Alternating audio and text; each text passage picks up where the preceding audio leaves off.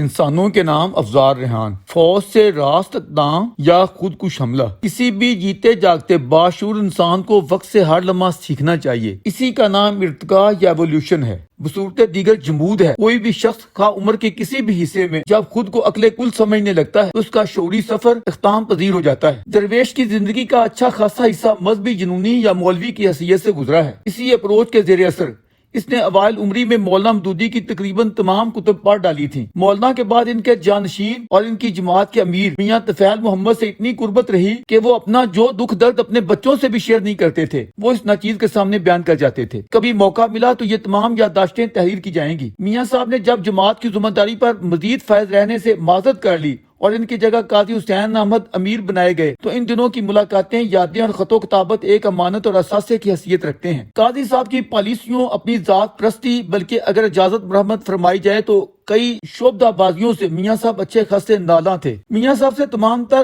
عقیدت مندی کے باوجود کئی معاملات میں اختلاف رائے بھی ہوتا تھا۔ مثال کے طور پر درویش افغان جہادی رہنما گلبدین حکمت یار کو افغانستان میں آگ لگانے اور خون بہانے کا بڑا ذمہ دار سمجھتا تھا، جبکہ محترم میاں صاحب انہیں ایک مخلص اسلامی لیڈر یا جہادی رہنما خیال کرتے تھے۔ ان کے ایک بیان کا حوالہ دیتے ہوئے جب ناچیز نے میاں صاحب کے سامنے یہ کہا کہ میاں صاحب، حکمت یار نے اپنے ساتھیوں کا طیارہ اڑا دینے کا جو بیان دیا ہے اس میں مجھے حکمت تو کہیں دکھائی نہیں دی بلکہ حماقت ہی حماقت ہے، تو وہ ناچیز سے اچھے خاصے ناراض ہوئے۔ صاحب کو معلوم ہے کہ میاں صاحب صدر جنرل ضیاء الحق کے زبردست حمایتی تھے، بلکہ اس سے بڑھ کر وہ افواج پاکستان کے لیے بحثیت مجموعی بڑی حد تک اچھے خیالات یا جذبات رکھتے تھے۔ وہ انہیں پاکستان کے محافظ کی طرح دیکھتے تھے، حتیٰ کہ البدر اور شمس کی سرگرمیوں کو بھی پروفیسر غلام اعظم کے ساتھ ساتھ غلط نہ سمجھتے تھے، بلکہ اس سب کچھ کو اسلام اور پاکستان سے محبت کا باعث خیال کرتے تھے۔ اس سے بھی ایک قدم آگے بڑھ کر وہ جنرل یحییٰ خان کے متعلق بھی بری رائے نہ رکھتے تھے۔ اس کی شراب نوشی اور دیگر خرافات کے حوالے سے درویش کے ایک سوال پر میاں صاحب نے ایسی باتوں کی نفی تو نہ فرمائی، مگر یہ ضرور کہا کہ میں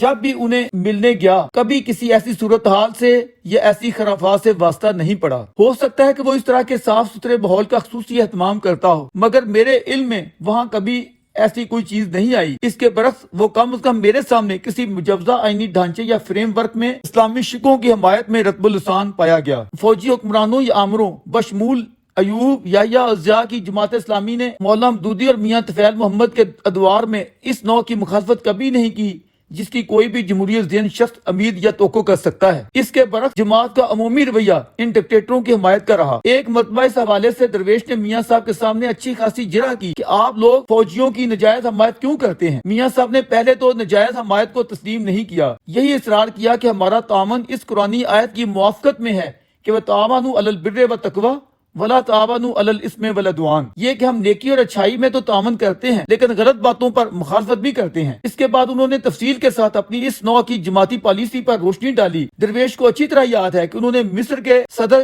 جمال عبد الناصر کے اخوان المسلمون کے ساتھ برے سلوک کو بطور تمثیل بیان فرمایا۔ ہم نے شروع میں ایوب خان کی مخالفت کی تھی، اسی طرح اخوان نے بھی ابتداء سید قطب کی قیادت میں ناصر سے تعاون کیا تھا، مگر پھر اختلافات اتنے شدید ہوتے چلے گئے اور مخالفت اتنی شدت تک چلی گئی کہ صدر ناصر نے اخوان کی ابھرتی یا امڑتی طاقت کو بدترین مظالم سے کچل کر رکھ دیا۔ اس سے ہم نے یہ سبق سیکھا ہے کہ ہم اپنے حکمرانوں سے چاہے وہ فوجی ڈکٹیٹر ہی کیوں نہ ہوں اختلاف یا مخالفت تو کریں گے جہاں وہ غلط قدم اٹھائیں گے، مگر اس مخالفت کو دشمنی کی حد تک نہیں بڑھائیں گے۔ ان کے یہ الفاظ آج بھی کانوں میں ہیں کہ ہم انہیں چڑھائیں گے نہیں کسی بھی بات پر اور نہ خواہ مخواہ کی دشمنی ڈالیں گے تاکہ ہم اپنا دعوتی کام بہتر اسلوب میں جاری رکھ سکیں۔ بلا شبہ آج کے بدلے ہوئے حالات میں ہم میاں صاحب کے اس زاویہ نگاہ یا پالیسی پر کہیں زیادہ تنقید کر سکتے ہیں اور فوجی آمروں سے ان کا نرم رویہ آج ہمیں ناقابل دفاع محسوس ہوتا ہے، لیکن اس سب کے باوجود یہ بھی ایک حقیقت ہے کہ کوئی بھی سیاسی یا مذہبی جماعت اگر اپنے جسے اور طاقت کا ادراک کیے بغیر فوج یا جنرل سے براہ راست دست و گریبان ہو جائے گی تو کسی کامیابی کی بجائے الٹی منہ کی کھائے گی۔ آپ جتنے بھی طاقتور ہوں،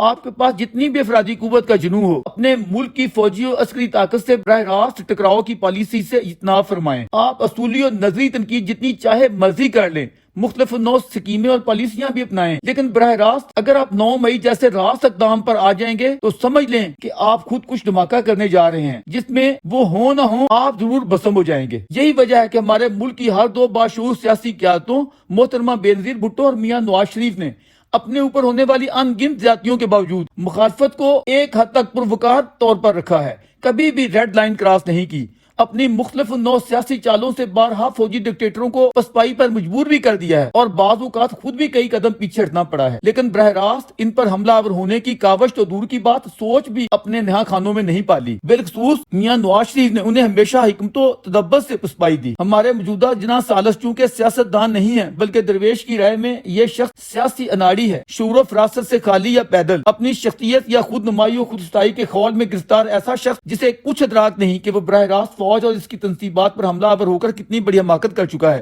پھر بھی اس کے نتائج و عواقب کا احساس کرنے سے قاصر ہے۔ وہ نواز شریف اور دیگر سیاستدانوں کے خلاف جس نوع کی زبان استعمال کرتا چلا آ رہا ہے، غلط فہمی سے سمجھ بیٹھا کہ میں اتنا پاپولر لیڈر ہوں کہ مجھے کون ہے جو ہاتھ ڈال سکتا ہے، یہ اس کی بھول ہے۔ دوسرے ہمارے جمہوری لوگوں کو یہ سمجھ ہونی چاہیے کہ اس شخص کا پورا بیانیہ یا ایجنڈا نہ تو آئینی و جمہوری ہے اور نہ اخلاقی و اصولی۔ حفظ اقتدار میں یہ شخص ملک کے ساتھ وہی سلوک کرنا چاہتا ہے جو ما قبل 47 اور 71 میں یہاں ہو چکا ہے، مگر اب کے نہیں ہوگا۔